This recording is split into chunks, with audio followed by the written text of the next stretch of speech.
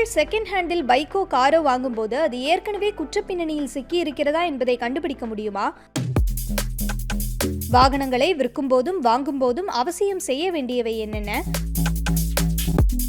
Motor வாகன சட்டம் 1988 மற்றும் தமிழ்நாடு மோட்டார் வாகன விதிகளின் கீழ் செகண்ட் ஹேண்டில் வாகனம் வாங்கும் போதோ அல்லது விற்கும் போதோ சட்டப்பூர்வமாக இரு தரப்பினரும் RTOவின் அதிகாரப்பூர்வ உரிமை பரிமாற்ற செயல்முறைகளை பின்பற்ற வேண்டும். முதலில் உரிமை பரிமாற்ற அறிவிப்புக்கான 29வது படிவத்தையும் உரிமை பரிமாற்ற விண்ணப்பத்திற்கான 30வது படிவத்தையும் பூர்த்தி செய்ய வேண்டும். இந்த இரு படிவங்களிலும் வாகனத்தை வாங்குபவரும் விற்பவரும் கையெழுத்திட்ட பின் அதை RTOவிடம் சமர்ப்பிக்க வேண்டும். பதிவு சான்றிதழ், காப்பீட்டு சான்றிதழ், மாசு கட்டுப்பாட்டு வாரியத்தின் சான்றிதழ், சாலை வரி ரசீது மற்றும் இரு தரப்பினரின் அடையாள சான்று போன்ற அத்தியாவசிய ஆவணங்களை RTOவிடம் விற்பனையாளர் ஒப்படைக்க வேண்டியிருக்கும்.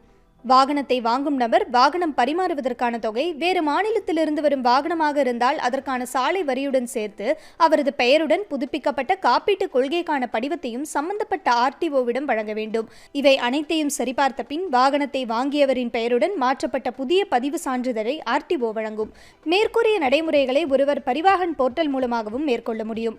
அதேபோல சம்பந்தப்பட்ட வாகனம் ஏதேனும் குற்றப்பின்னணியில் சிக்கியிருக்கிறதா அல்லது ஏதேனும் கட்ட வேண்டிய அபராத தொகை பாக்கி இருக்கிறதா என்பதையும் பரிவாகன் மூலமாக கண்டுபிடிக்க முடியும். விதிகளை பின்பற்றாமல் விற்பனையாளர் வாகனத்தை ஒருபோதும் விற்கக்கூடாது. அப்படி விற்றால் எதிர்காலத்தில் ஏற்படும் எந்த ஒரு விதிமீறலுக்கும் விபத்துக்கும் பெரிய சிக்கல்களை எதிர்கொள்ள நேரிடலாம்.